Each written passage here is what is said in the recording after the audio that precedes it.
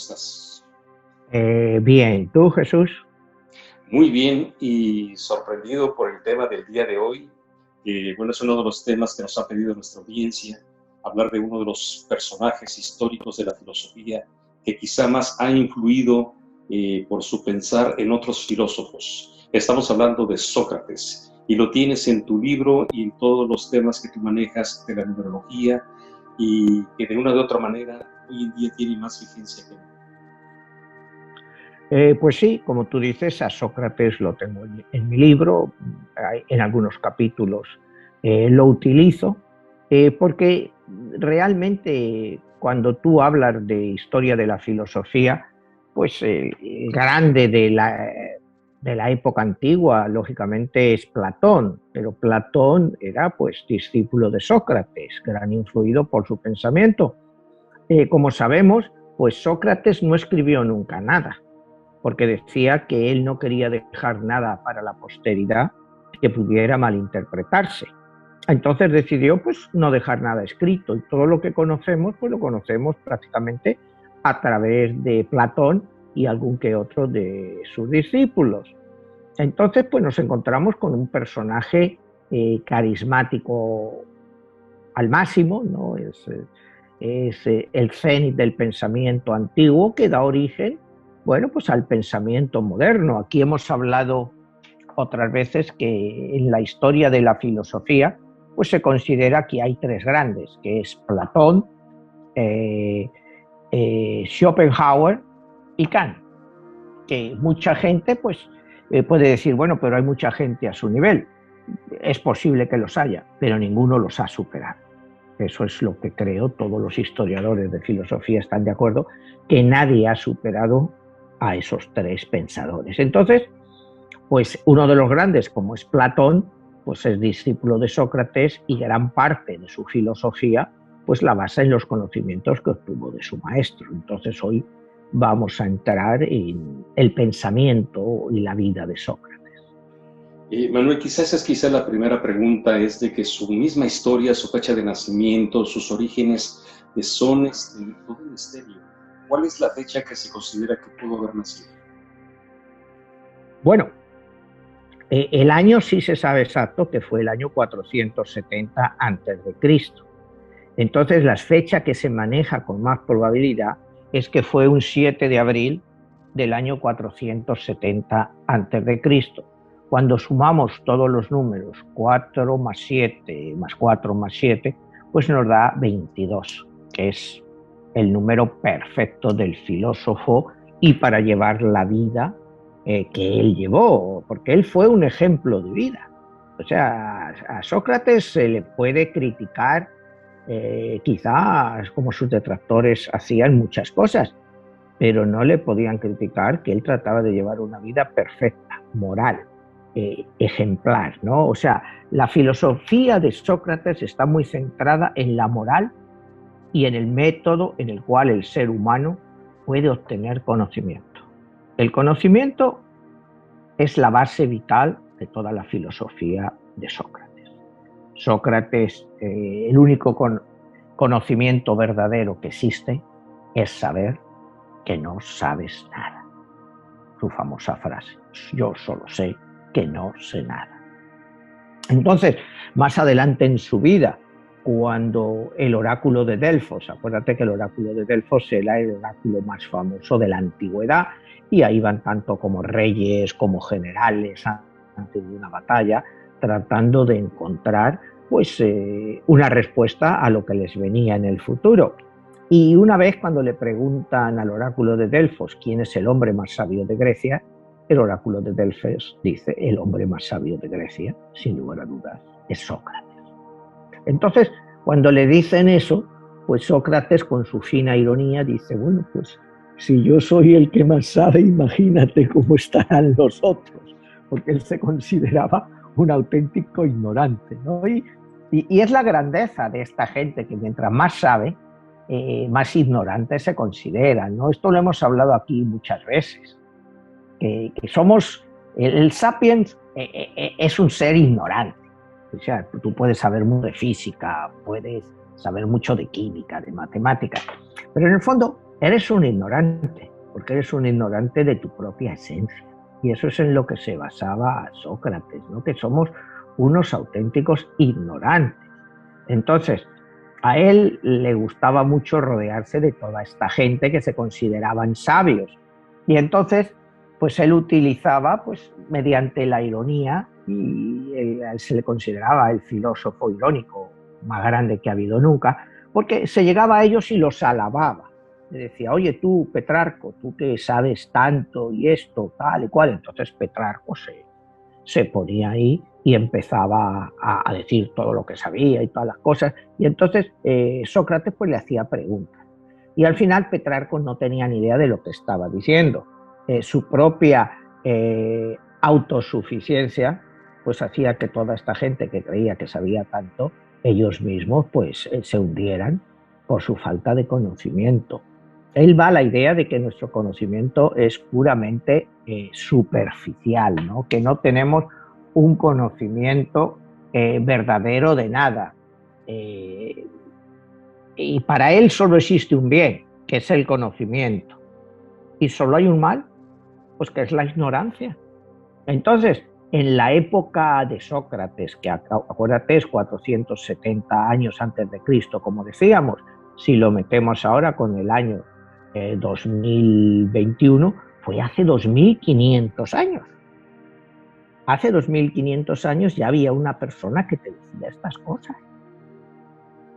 Que el bien mayor que existe es el conocimiento y el mayor mal que existe es la ignorancia. Cuando lo aplicamos a nuestro mundo actual, pues nos vemos rodeados de gente que todos saben tanto que nos quedamos abrumados, ¿no? Tú ves a la gente hablando en televisión y eso, y demuestran o quieren demostrar que tienen unos conocimientos brutales de lo que hablan, cuando en realidad, pues la mayoría de las veces pues, te están hablando pues cosas que son lógicas, o sea, que ni siquiera tienes que ser un genio, o sea, para saberla, y sin embargo, pues ahí los ves, autosuficientes, que lo saben mucho. Vemos a nuestros políticos, que es lo que Sócrates más criticaba, los políticos, que cada vez que hablan, pues nos dan lecciones de algo, que saben esto, porque esto, lo mismo voy a hacer esto, lo otro, tengo esto.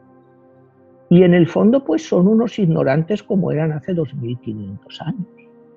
Y sin embargo, pues se creen gente lúcida y al final, pues son los que nos gobiernan. Y contra eso iba Sócrates, contra todo ese tipo de historias, y él pues trataba de avergonzarlos en público. Hoy en día, pues vemos que a los políticos pues les da igual, porque mucha gente los trata de avergonzar diciendo, pero bueno, esto que ha dicho, lo que dijo hace un año, ahora se contradice. Pues, la sociedad, a pesar de todo, pues no ha cambiado tanto. Vivimos dominados por las mismas élites políticas, supuestamente ilustradas, y a las cuales Sócrates consideraba pues una banda, una bola de ignorantes, pero que imponían su criterio porque la gente que los escuchaba pues era todavía más ignorante. Ello es una de las cosas cuando aquí hablamos y eso, pues que el gran mal que aqueja a nuestras sociedades pues es la ignorancia, y esa ignorancia a veces te la imponen pues por la violencia, ¿no? Si tú estás discutiendo de un tema con alguien, pues lo primero que te rechaza a lo mejor tus ideas es de una forma violenta, abrupta, haciéndote creer que bueno, que sabe mucho más que tú porque habla más fuerte y grita más. Es contra lo que iba siempre Sócrates. Sócrates iba contra todo ese tipo de experimentos de vivir en una sociedad completamente controlada por los ignorantes, pero que los ignorantes pues imponían su ley a través pues de una a veces llamada democracia, porque en la época de Sócrates pues Atenas pasó por la democracia, por la dictadura, pasó por varias etapas, y él los consideraba a todos pues que eran un producto de la ignorancia, de la bestialidad, no del raciocinio, no de analizar las cosas, eran puramente gente ignorante y que se valían de cualquier medio para imponer sus ideas. Entonces, pues la reflexión que yo quiero hacer aquí pues, que en 2500 años pues las sociedades a nivel mundial pues no han cambiado tanto, ¿no? Esta semana acaban los talibanes de entrar en Kabul, o sea, otra vez van a asumir a ese país en el reinado de la ignorancia y lo hacen por la fuerza. Bueno, pues era como en la época, ¿no? Acuérdate que Sócrates pues luchó en las guerras del Peloponeso. Las guerras del Peloponeso, para nuestros espectadores y que no se acuerde de ello, eran las guerras que enfrentaban continuamente a Grecia contra Esparta. Acuérdate que los espartanos eran el ejemplo que luego utilizaron los nazis de un pueblo guerrero y fuerte.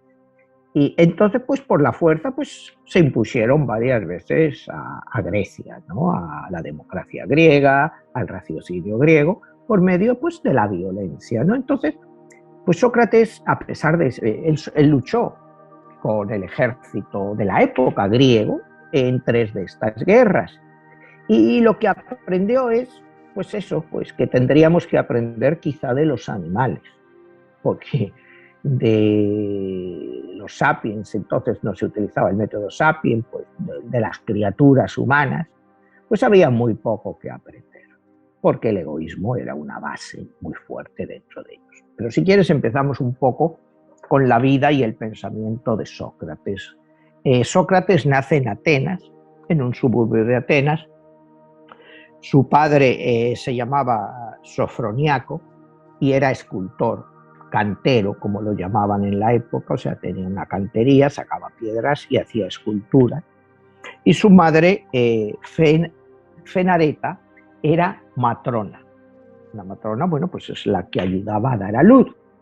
Y de la profesión de su madre es donde él adquiere su método filosófico, que lo llama la mayéutica. Es decir, dar vida a algo que tiene valor, como es la vida humana, y él quería dar valor a un nuevo pensamiento, ¿no? Entonces, pues la infancia de Sócrates es una infancia relativamente normal, estudia pues las cosas clásicas de la época, que eran retórica, matemáticas, un poco de filosofía, en fin, lo que se estudiaba, y él no era de una clase social alta, era una clase social, se consideraba media baja, o sea, no estaba a nivel aristocrático ni nada para eso, él era un hombre libre, y porque acuérdate que en Atenas todos los hombres eran libres, excepto los esclavos, porque Atenas, dentro de su democracia, aceptaba la esclavitud pues como una virtud o como una condición natural pues para muchos seres humanos. Entonces pues había ciudadanos libres y los esclavos. Él ya desde joven tiene una gran preocupación pues por la dialéctica, por buscar lo que él consideraba la verdad, cuestionaba todo. Por varios años él deja el seno familiar y se dedica a vagar por las calles de Atenas. Algunas veces pues se quedaba en un sitio pues todo el día, solo mirando a la gente y esperando que la gente le preguntara algo. Y bueno, él aprendió mucho de eso y de lo que era el carácter humano, ¿no? Empezó a ver que la ignorancia pues era muy grande y que mientras más ignorante era la gente, más se creían que sabían, ¿no? Él ya con 20 años pues ya tenía unos muy buenos conocimientos y se le acercaba gente pues a darle consejos y él pues se los tomaba pues como diciendo, bueno, está bien, sí, sí. Y él entonces empezaba pues con su retórica, con el halagar a la gente para demostrarles lo ignorantes que eran. Y él se divertía con ello.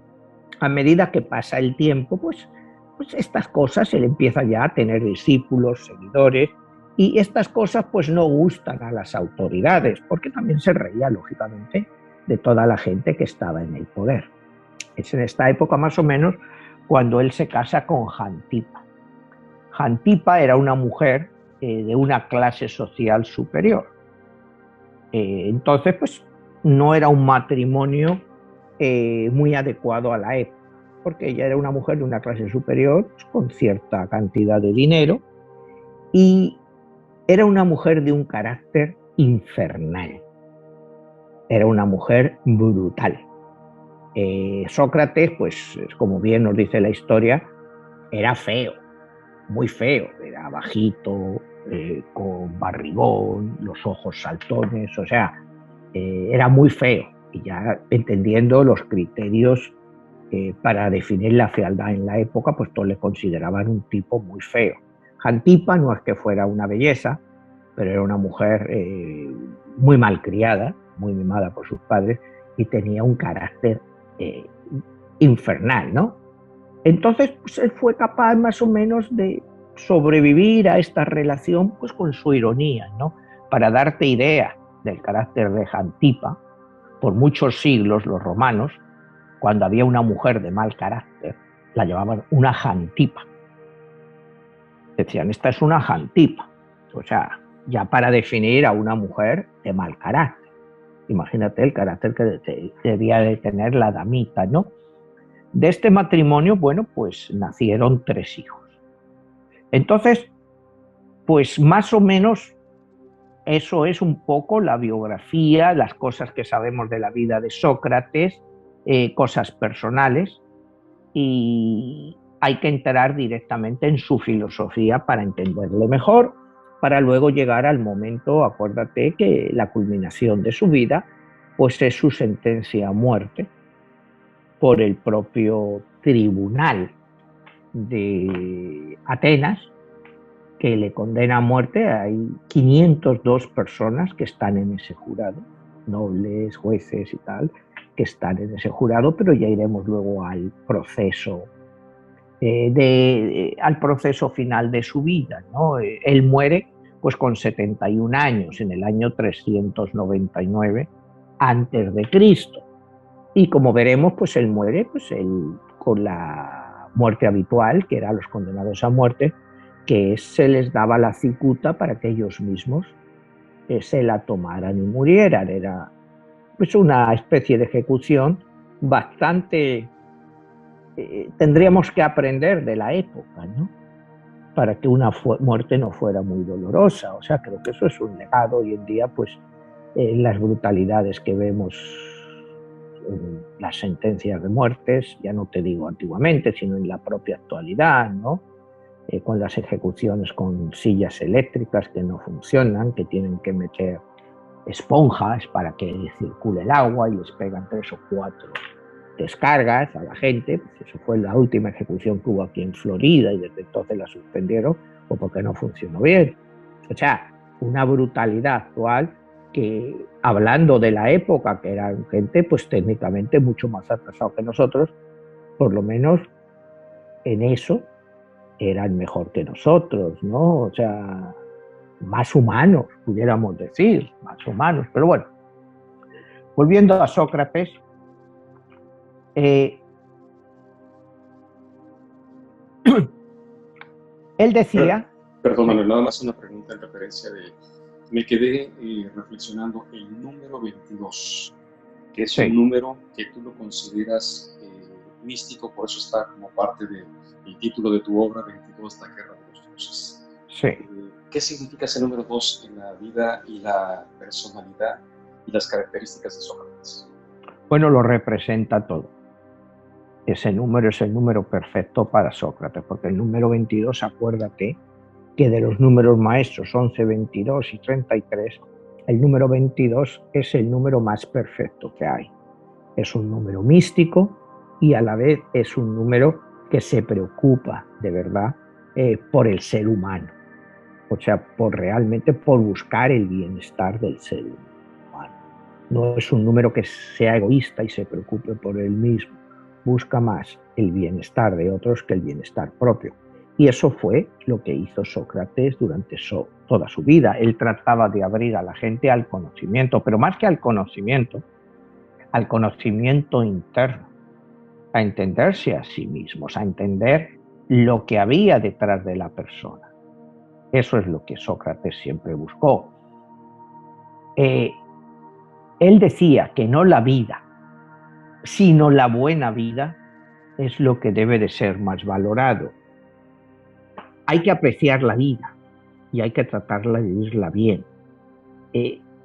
Pero para vivir bien esa vida tienes que tratar de entenderte a ti mismo y saber lo que quieres. No por tener mucho vas a vivir mejor, sino una buena vida es una vida de autoconocimiento, de entendimiento, de saber lo que tú eres y lo que tú puedes proveer a otra gente, y no necesariamente, te vuelvo a decir, material, porque a él lo material nunca le importó mucho. Él trataba de vivir, como decía él, una buena vida con lo que tenía. No necesitaba más que lo que tenía. ¿Qué más necesita la gente que tener una casa, un techo y comida? ¿Qué más puedes necesitar? Una familia, un techo, comida. O sea, ¿qué más puedes? ¿Qué puedes querer? ¿Riquezas? Pues sí, pero las riquezas son solo adornos que estropean el alma.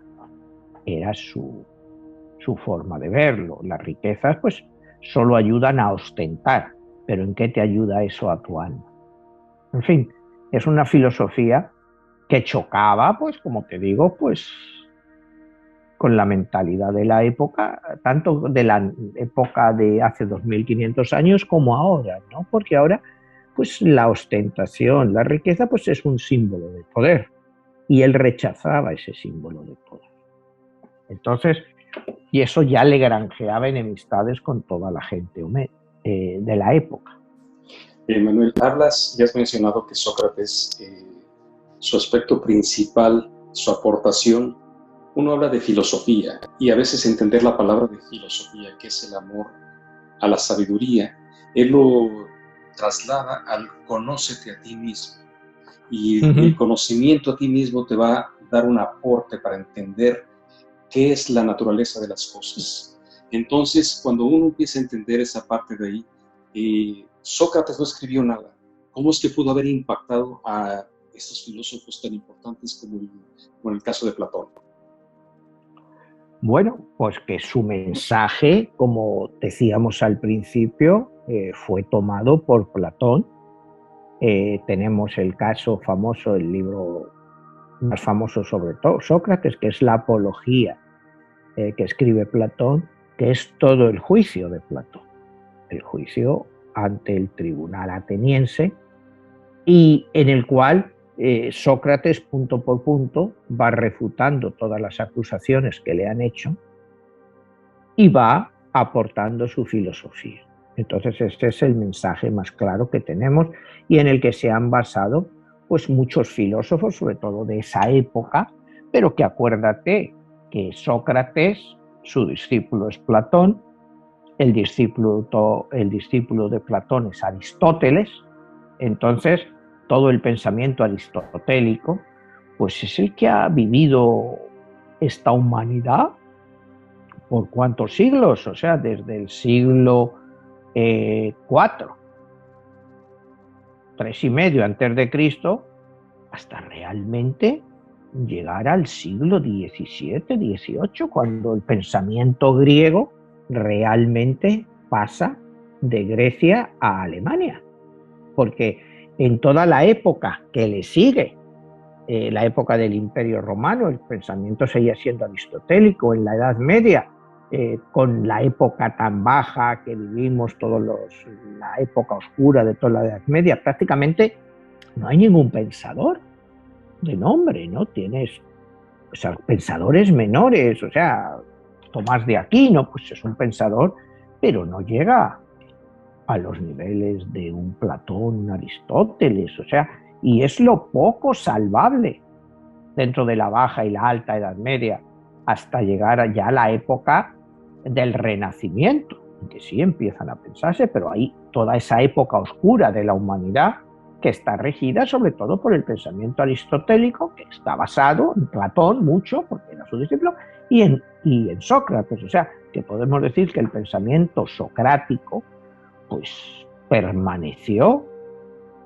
por muchos siglos, hasta que realmente pues vinieron unos nuevos pensadores, y los grandes revolucionarios del nuevo pensamiento pues son alemanes, Kant, Hegel, Schopenhauer, pero como hablábamos en algún programa, ¿no?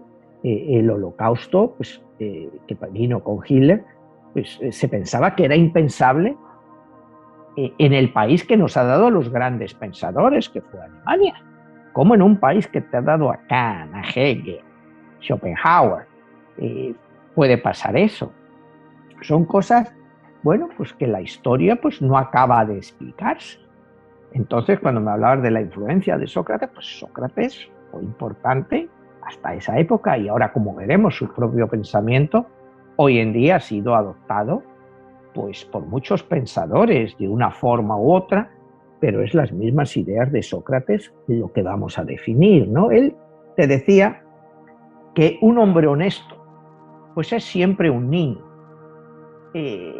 dispuesto a aprender, que tiene que verse pues como si fuera un niño, siempre quiere aprender algo nuevo, y porque el conocimiento pues empieza con el asombro. ¿Y quién se asombra más que los niños cuando aprenden algo?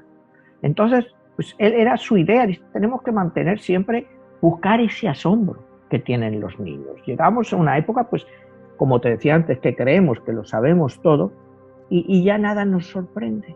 No nos dejamos sorprender por las cosas maravillosas que nos rodean. Entonces, es una de las grandes bases de su pensamiento es eso. Y una de las frases más grandes de él es, cuando tú oyes de Sócrates siempre vas a oír esta frase, ¿no? Una vida que no puede ser examinada no merece la pena haber sido vivida. Entonces, tienes que la potencia vital de una persona, cuando tú reflexionas sobre tu propia vida, tienes que examinarla y encontrar pues lo que has hecho, tanto bueno como malo, y de lo que te ha servido. Pero una vida que no ha sido examinada, pues no merece la pena vivirla. Es un concepto para la época difícil de entender, tanto como para la clase dirigente como para la clase media. Pero acuérdate que esta clase media baja, pues escuchaba a estos filósofos más que nosotros lo hacemos ahora. Pues tampoco tenían cine, no tenían el teatro. Hay una obra que se escribe contra Platón que se llama Las nubes, de Xistófanes, me parece que fue, y en la cual le critica, le considera como un demagogo. Pero íbamos a esto en el sentido de que la gente, pues al no tener diversiones, la única diversión que había realmente era el teatro de vez en cuando, pues dedicaba más tiempo a irse a una plaza pública a escuchar a personas como Sócrates o otros filósofos de la época, y entonces pues la gente pensaba, yo creo, incluso más que pensamos ahora. Ahora pues no se nos ocurre ir a escuchar a un pensador, es raro ver a la gente irse, pero era una cosa común irse a escuchar a estos pensadores. Entonces pues la gente, en cierto modo, dentro de sus limitaciones, pues también pensaba. Él decía, habla para que yo pueda conocerte. ¿Cómo te puedo conocer si tú no me hablas? Entonces, a él le gustaba el diálogo. Él siempre hablaba eso, del diálogo, que era la mejor forma de arreglar todo. Siempre con el diálogo, habla. Y con lo que me digas, pues voy a poder conocerte, voy a poder saber lo que estás pensando. Pero no te calles, sencillamente habla. Él decía que, bueno, pues que vivimos rodeados de amigos, o que creemos que son amigos, y algunos sí lo son, pero dice, el amigo es como el dinero. Antes de ser necesario, debes de conocer su valor. O sea, él hablaba eso contra el falso amigo, el falso adulador que te crees que es tu amigo, pero a la hora de la verdad no está ahí. Entonces él lo comparaba con el dinero. O sea, ¿qué es el dinero? Bueno, el dinero, tú tienes dinero, pero tú tienes que saber el valor de ese dinero. Tú necesitas el dinero pues, para comprarte una casa, para comprar comida, sabes el valor que tiene el dinero, pero no sabes el valor de un amigo. Porque muchos de los que tú crees que son amigos tuyos, pues cuando más los necesitas no están ahí. Entonces, pues eso iba contra la falsa ilusión de las amistades, sobre todo las amistades que se granjeaban, pues estos políticos de la época, son como los actuales, ¿no? Pero como siempre, que si amigos, alianzas, en fin. Él decía, yo quiero escucharles hablar, a ver lo que nos van a decir. Él decía que siempre el sumo saber estaba en examinar el por qué. ¿Por qué? Había que indagar en todos esos temas. ¿Por qué? ¿Por qué pasaban estas cosas? ¿Por qué esto? ¿Por qué el otro? Y claro, pues eso incomodaba. O sea, él cuestionaba todo. ¿Por qué habéis sacado esta ley? ¿A quién beneficia esta ley? Y claro, los gobernantes de la época decían, bueno, este tipo no hace más que molestar. Está metiéndose en cosas pues, que antes los filósofos no se metían. Entonces, él ya desde muy pronto empieza a ganarse pues la enemistad de las élites, tanto dirigentes a nivel político como comerciales, a nivel de los mercaderes, de la gente que hacía negocios, porque él los cuestionaba. Entonces, él se buscó ya desde muy joven pues muchos enemigos que luego pues al final pues acabarían eso con su condena a muerte. Él, cuando se le criticaba que era muy feo, porque los bustos que hemos visto y eso, y él decía que la belleza es una tiranía que es efímera, porque todo pasa. Entonces, que no hay que mirar la belleza física de una persona, sino la belleza interna. O sea que eso es, pues sí, es muy cierto, pero el sapiens, tú sabes que pues se siente atraído por la belleza, lógicamente, pero él decía que eso es totalmente efímero y bueno, nosotros pues es así, ¿no? Por cuánto tiempo te dura la belleza, tanto un hombre como una mujer, es algo que eventualmente pasa. Entonces él decía, no te creas que eso te va a durar para siempre, porque se acaba. Entonces lo único que te va a quedar es el conocimiento, sobre todo el conocimiento interno de lo que hayas tenido. Él decía que el mayor de todos los misterios es el propio hombre. El hombre es un misterio en sí. Es qué somos o qué pretendemos ser. Pues es un misterio, como él decía, desde el origen de la humanidad. O sea, somos un misterio. Decimos pues que nos han creado los dioses, que, en fin, pero no somos más que un misterio. Cuando él se enfrentaba a los políticos y a toda esta gente, a los jueces y todo eso, decía que es peor llevar a cabo una injusticia que cometerla, ya que el que la comete se transforma en injusto, pero el otro no. Es decir, si vas a cometer una injusticia, mejor no lo hagas. No lo hagas. Porque ya te estás cometiendo en una persona injusta, entonces ya todos tus valores morales, acuérdate que la filosofía de Sócrates es una filosofía moral, ya no te van a servir de nada. La injusticia es uno de los mayores males que rigen a nuestra sociedad. Decía que lo podemos aplicar y otra vez a nuestra sociedad actual. Nuestra sociedad actual, pues como vemos, está llena de injusticias, pues bien por tu clase social, por tu raza, por tu origen. Entonces, lo que él ya criticaba, lo vivimos en las sociedades actuales. Entonces, es lo que te digo, hemos avanzado. O sea, lo que quiero hacerte ver es la vigencia que todavía tiene la doctrina socrática en nuestras vidas. Hemos avanzado, pero no hemos avanzado tanto como nosotros nos creíamos. Él dice que en un momento dado, pues la propia muerte puede ser una de las grandes bendiciones, porque te aleja de todo esto, de todo el sufrimiento que has vivido, de todas las injusticias, de todos los malos momentos. Entonces, pues que no hay que tenerle miedo a la muerte, que puede ser una bendición. Si llevas una vida de sufrimiento, de miseria, si eres un esclavo, pues ¿qué más te da morirte? O sea, es una frase dura, pero tú ves toda esta gente que vemos que el mundo actual está lleno de suicidios, gente que se suicida pues porque no aguanta cómo vive o cómo sufre. Bueno, pues es un poco pues lo que decía Sócrates. Esta gente creen que la muerte va a ser una bendición para ellos porque les va a quitar de su miseria o de sus problemas. Unas personas pueden aceptar el suicidio como algo normal, otras personas en nuestra sociedad no, pero al final, como decía Sócrates, es un acto íntimo. Al fin y al cabo es tu vida, y si ya no quieres vivirla. Pero también sí, pues, no hay que dejar de poner en claro y enfatizar que sigue siendo la puerta falsa. Bueno, sí, es una puerta falsa, pero como decía Sócrates, pero es la decisión de la persona. O sea, ¿y quién puede influir en la decisión de una persona? O sea, puerta falsa, pero nuestras vidas están llenas todas de puertas falsas.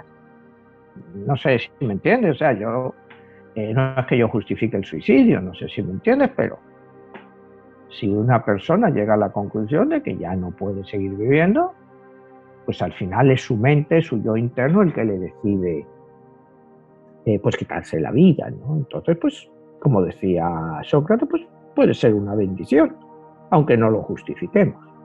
Pero no podemos entrar dentro del yo interno de cada uno, pues cada uno tiene su forma de ver las cosas. Imagínate un esclavo de la época ahí trabajando en una mina, pues ya gente que te vivía máximo 2 años en unas condiciones miserables, pues para ellos la muerte es una bendición. O sea, siempre hay que entender la situación actual. Hoy en día, gente que está en prisiones de estas brutales, pues la muerte puede ser una bendición para ellos. O sea, siempre hay que extrapolar la situación y mirar el contexto. O las personas que viven en enfermedades terminales, que buscan la eutanasia como una opción. Exactamente, ¿no? Y bueno, pues esta es parte de esta filosofía que él tiene, que siempre va en el yo interno, el tú mismo es el que tienes que aprender, ¿no? Él no creía ni en los reyes, ni en los mandatarios, porque él decía que que los reyes y los gobernantes, aunque lleven el cetro, muchos de ellos no son dignos de ese cetro. Que ese cetro deberían llevarlo los que saben mandar, da igual de dónde vengan, pero esos dirigentes deberían de ser gente que saben mandar, que saben educar a la población, no por el hecho de ser rey o ser un tirano, tienes ese derecho, sino lo que tienes es que saber mandar, y eso demuestra tu capacidad como gobernante. Y claro, todas estas cosas, como te digo, ya iban chocando con la sociedad de la época, pues estaba criticando a los reyes de la época, a los gobernantes, porque no sabían mandar, porque eran gente normalmente brutal. Dice que un hombre desinhibido pues no puede generar afecto, porque resulta difícil de tratar y cierra la puerta a la amistad. O sea, él creía, por eso te digo, del diálogo, de no estar inhibidos y de ser capaces de hablar todo lo que pensamos. Porque si tú no hablas, pues la gente pues, no puede conocerte. Entonces, ¿cómo va a generar amistad alguien que no habla, que no dice nada? En fin, él creía, como te vuelvo a decir, siempre en el diálogo, ¿no? Y él decía que todos aquellos que crean que pueden mover el mundo, lo primero que tienen que hacer es moverse ellos mismos. O sea, ¿tú quieres mover el mundo? Sí, pero tú también tienes que moverte a tú mismo, porque una moral, que él dice, que se base en valores emocionales, como se hacía mucho en la época, son valores emocionales relativos y no son más que una mera ilusión. Pero ese es el mismo debate que tenemos hoy en día. Nuestros valores en las sociedades son valores emocionales. Entonces esos valores emocionales pues en el fondo no son más que una mera ilusión, no son reales. Pero nuestra vida, nuestras formas, nuestros políticos, pues nos venden valores emocionales. Hace 20 años ha habido septiembre 11, bueno, pues venga, Afganistán. Ahí estás moviendo un valor emocional, estás moviendo pues que han atacado tu país unos terroristas y que se refugian, ¡pum! Vamos para allá. 20 años después, ¿qué se ha conseguido? Nos vendieron un valor emocional que ahora nos parece un valor emocional que no ha tenido sentido y se han gastado 2.3 billones de dólares en guerra, con un montón de muertes, países destruidos. Eso fue el valor emocional válido. Bueno, pues hace 20 años lo fue. Ahora mismo pues, vemos las consecuencias, que en el fondo no ha servido para nada y veremos las consecuencias que eso pueda traer. Él iba contra todo ese tipo de cosas, esos valores emocionales que enfrentaban a Esparta contra Atenas. O sea, él consideraba que todas las guerras, el único fin que tenían era el beneficio de algunos. No el defender una sociedad, sino el beneficio de algunos que se lucraban con esas guerras. Y es lo que pasa actualmente. Dime una sola guerra que no se haga por lucro. Que no se haga por lucro. La Segunda Guerra Mundial, bueno, pues fue por lucro, lógicamente. Alemania quería expandirse y tomar, no como esclavos, pero como súbditos y gente que les pagara impuestos el resto de Europa. O sea, todas las guerras son así. Cuando Estados Unidos se mete en Vietnam, porque es, bueno, para defender unos intereses económicos, no para otra cosa. Todas las guerras son así, solo buscan el lucro de unos pocos. Era lo que ya te decía Sócrates. Y como te digo, él combatió como soldado en 3 guerras de estas del Peloponeso. Y según dicen las crónicas, pues fue un soldado valiente. Fue un soldado valiente y que luchó bien. O sea, no era un cobarde. A él, pues como él era siempre, cuidado, que Sócrates era respetuoso de las leyes. Él respetaba todas las leyes. Y como las leyes había que respetarlas, si te decían tienes que ir a la guerra, pues él las respetaba e iba a la guerra. No le parecía bien, pero él aceptaba las leyes. Siempre lo hizo y es lo que le llevó a su propia muerte, como veremos más adelante, el aceptar las leyes. Porque creía que las leyes, una vez que se habían hecho, estaban para cumplirlas. Y si eran leyes injustas, era tu labor, la labor de la persona, la labor del filósofo, de cambiarlas para que fueran leyes justas. Pero mientras hubiera leyes, aunque fueran injustas, había que aceptarlas. Él decía que a él le encantaría que la gente ordinaria tuviera el poder ilimitado para hacer el mal, pero que después le dieran ese mismo poder ilimitado para hacer el bien. Es decir, con lo que habían aprendido haciendo el mal, sí pudieran hacer un bien ilimitado y corregir todos sus errores. Como ves, son propuestas un poco utópicas, pero en cierto modo te desafía. Yo te doy a ti el poder para hacer todo el mal que quieras, pero claro, después te doy todo el poder para hacer todo el bien que quieras. ¿Qué es lo que haríamos mejor? ¿Todo el mal que nos dejaran hacer o todo el bien que nos dejaran hacer? Y claro, esa es una pregunta muy crítica cuando tú se lo haces a los gobernantes y todo este tipo de gente, como él se lo hacía al Senado ateniense, ¿no? O sea, podéis hacer todo el mal, pero luego dan la oportunidad de hacer todo el bien. ¿Cómo lo emplearíais? ¿O estaríais ya tan enquistados en hacer ese mal que ya nunca volveríais a hacer el bien? Pero claro, esa es una respuesta que aquí la vemos constantemente pues, en las dictaduras, ¿no? Hacen todo el mal. Luego tienen oportunidad de hacer algún bien. Lo hacen. Pues, algunos, pues ya después de lo mal que lo han hecho, por poco que hagan, va a parecer bueno. Ese es lo que pasa con los dictadores, ¿no? Aquí se hablan de dictadores, se hablan de, bueno, de que si llegó este dictador y qué tal, si hizo mal, pero luego lo hizo todo muy bien, ¿no? Entonces ahí ya generas un punto de vista muy polémico, ¿no? Por ejemplo, tú te vas al Chile de Pinochet, hizo barbaridades, bueno, luego mejoró la economía, mejoró el bienestar de su pueblo, lo hizo bien, lo hizo mal. El caso de México, Porfirio Díaz, o sea, se le considera un dictador, pero todavía hay en México mucha gente que dice, bueno, hizo cosas muy malas, pero también llevó a México a un gran progreso. Entonces, eso es lo que él cuestiona. Puedes hacer mucho mal, tú tienes el poder, y luego que se le diera a la gente la oportunidad de hacer mucho bien. Te he puesto un par de ejemplos, no hay infinidad de ejemplos a través de la historia. Pues en la mayoría de los casos, mi ejemplo con los dictadores es que un dictador es un dictador y pocas veces cuando tiene la oportunidad de hacer el bien lo aplica, porque ya está anclado en, como decía Hannah Arendt, en la banalidad del mal. Ya hacer mal es como, no sé, como una parte de ti que se ha anclado dentro de ti y aún haciendo mal crees que estás haciendo bien. Eso es contra lo que va Sócrates, ¿no?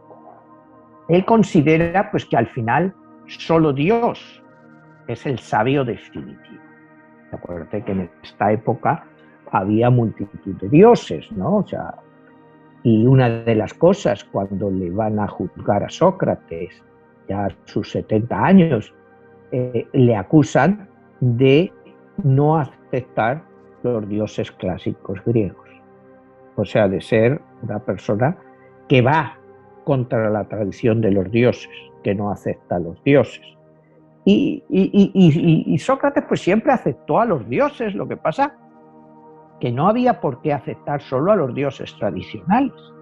Pues que podía haber muchos otros dioses, dioses de otros pueblos, de otras culturas, que podían ser tan poderosos como los dioses atenienses, que ese es, acuérdate, bueno, cuando luego vayamos más adelante y al final de su vida, cuando el juicio de él, a él le acusan mayoritariamente dos cargos fundamentales. Primero, la renuncia, o sea, la no creencia, la crítica a los dioses tradicionales y la corrupción a los jóvenes.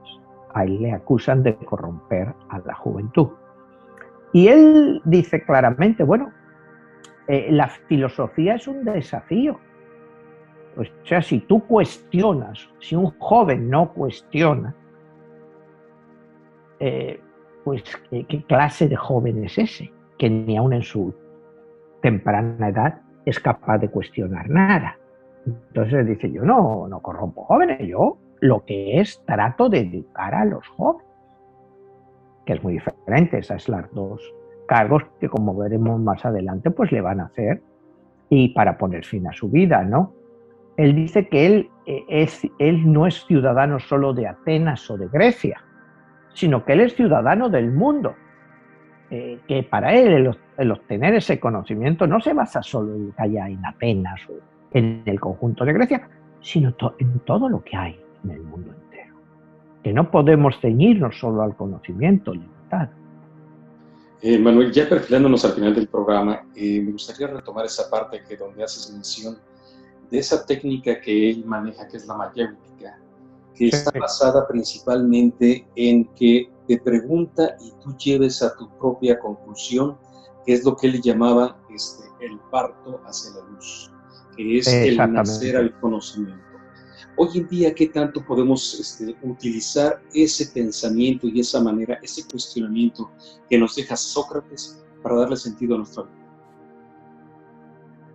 Bueno, pues sería muy interesante utilizar la mayéutica, como tú dices, porque su madre era partera y lo utiliza de eso, de dar vida a la luz, a un nuevo conocimiento. Pues en nuestra sociedad actual, pues es un poco de lo mismo, ¿no? Deberíamos de cuestionarnos, porque él todo lo hacía, como tú dices, a través de preguntas y de contradicciones. y te preguntaba una cosa y te decía, sí, ¿y por qué esto? ¿Por qué esto otro? Hasta que al final, pues la persona acertaba o encontraba su propia conclusión. Pues en nuestra vida actual, en la sociedad actual, si nos planteáramos todo lo que nos rodea, podríamos llegar a un montón de conclusiones. Lo que pasa que es muy complicado. Acabamos de hablar de la guerra de Afganistán. O sea, si nosotros nos hubiéramos planteado hace 20 años lo que iba a ser esa guerra, las consecuencias, lo que podría pasar si nos hubiéramos explicado el porqué y no hubiera sido un sentimiento emocional de que había que hacer algo, ¿hubiéramos hecho eso? Hoy en día te das cuenta de que no. Entonces, eso es lo que habría que aplicar a nuestra vida, a cualquier decisión. No sé, si te vas a las elecciones políticas en los países y todo, si tú miras los cuestionamientos de los políticos o todo y analizas lo que hay detrás de ellos, ¿los votarías? Si realmente tú analizaras los programas que tiene toda esa gente, ¿los votarías? Pero al final es que no votarías a nadie, porque todos son iguales. Es que ese es el problema que veía Sócrates, ¿no? O sea, que al final todo es un poco de lo mismo. Todo es un poco de lo mismo. Tienes que plantearte tu mayéutica, hacerte el porqué, el qué, y al final posiblemente no harías nada. Al final posiblemente es que no harías nada. Y bueno, y te pongo el ejemplo este de Afganistán, pues porque hoy está pues, por todo el mundo, por todos los periódicos y todo eso, pues ¿de qué ha servido?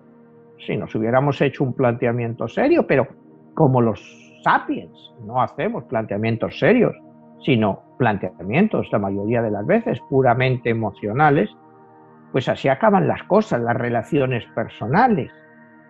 Si utilizáramos la mayéutica cuando tienes un problema con tu esposa o con tus hijos y fuera un diálogo y preguntar el por qué, y por qué, y por qué, al final podrías encontrar quizás una situación, o sea, una solución.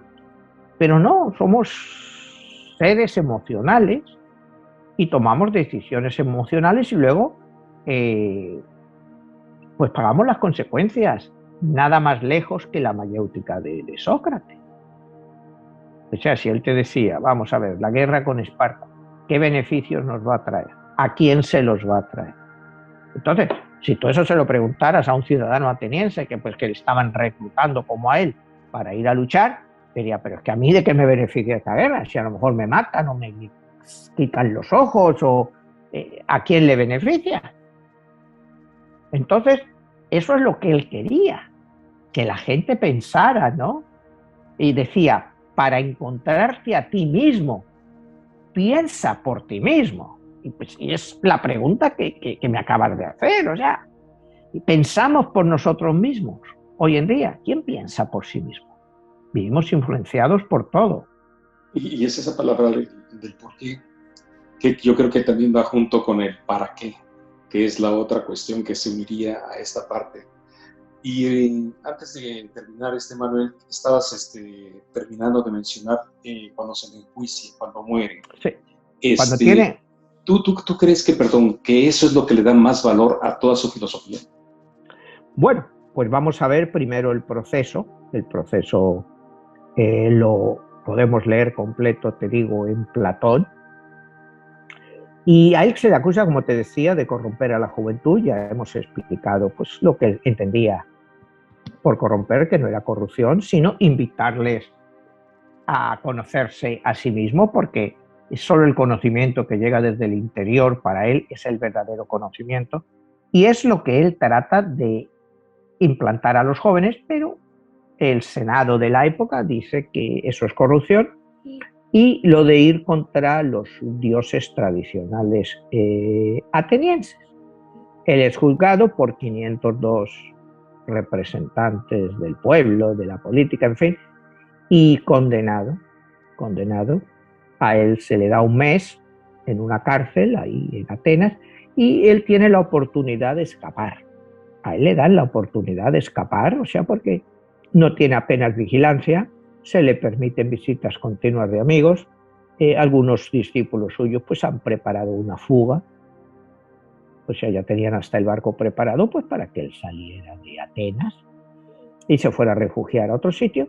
Y sin embargo él dice que no, porque renunciar a la justicia, aunque fuera injusta, era parte de la democracia. Si la ley era injusta, él vuelve a decir, habría que cambiarla. Y él renuncia a escapar, cuando incluso para las autoridades atenienses hubiera sido una gran liberación que él se hubiera ido. Pero él dice que eso contradecía sus propios principios de democracia. Porque si la democracia ateniense le había condenado, pues él no podía rechazar esa decisión y tenía que aceptarla. O sea, como ves, la personalidad de Sócrates es impresionante en el sentido de que, oye, imagínate que a ti te condenan a muerte por eso y tienes la oportunidad y sabes que nadie te va a parar. O sea, que no era ni una fuga riesgosa, porque las autoridades atenienses habían hecho la vista gorda, porque para ellos era mejor que él se largara a que siguiera ahí, porque su muerte iba a ser todavía un ejemplo negativo para ellos. Porque sí, los 502 que le habían condenado, pues fue también un jurado muy dividido, o sea, un jurado de 502, pero el legado que él dejaba era mucho más peligroso, aceptando la muerte que yéndose, porque les daba a entender que, bueno, había que cambiar eso, porque a él le habían condenado injustamente, y sin embargo, aún así, pues toma su cicuta y muere. Entonces, pues nos ha dejado este legado del cual hemos hablado y que creo que es, pues, impresionante para la época. Es un pensador único. Imagínate esas ideas, ¿no? Como el pensamiento que llega desde el interior es el único conocimiento. O sea, bueno, ¿a quién se le ocurre ese tipo de expresiones, ¿no? Y cuando te habla de tu vida, te dice, comenzar bien no es poco, pero tampoco es mucho. Tienes que seguir siempre adelante, siempre adelante. ¿Cómo yo me voy a oponer a la decisión de mis propios conciudadanos que me han condenado? ¿Quién soy yo? ¿Quién soy yo? Ellos son mucho más inteligentes que yo y han decidido pues que yo debo de morir. Entonces acepta su muerte, ¿no? ¿Me entiendes? Y entonces, pues, él, como él dice, el más rico es el que se contenta con poco. Entonces yo me contento con poco. Me he contentado, pues, con haber vivido mi vida como he podido, y ahí os dejo mi legado. Y el legado, pues, como decíamos antes, pues nos va a llegar a través de Platón, que lo va a extender luego Aristóteles, y como te digo, pues es una filosofía que va a regir pues, en Europa pues, por los próximos casi 20 siglos, hasta el Renacimiento. Imagínate el tremendo legado que nos ha dejado. Pues muy bien, Manuel, ha sido verdaderamente sorprendente aprender de las enseñanzas de este filósofo Sócrates. Y bueno, su numerología, quizá algo fascinante es el número 22 y todo eso que hay detrás de ello, así como en tu obra, en tu libro 22, La Guerra de los Dioses. Y bueno, no queda más que invitar a la audiencia a que sigan sintonizando, principalmente Spotify, que es a donde ahora se están transmitiendo los programas, Sí. Y donde pueden encontrar más información en tus redes sociales y en tu canal de YouTube. Exactamente, y mis libros, pues ya sabes, a través de Amazon y en Audible. Todos los que quieran escuchar mis libros los pueden escuchar ahí. Perfecto, solamente queda invitar a las personas a que nos dejen algún comentario, compartan estas transmisiones y se unan a todos estos programas que los pueden encontrar en diferentes partes en las redes sociales. Manuel, nos estamos viendo. Hasta la próxima. Hasta la próxima, Jesús. Gracias.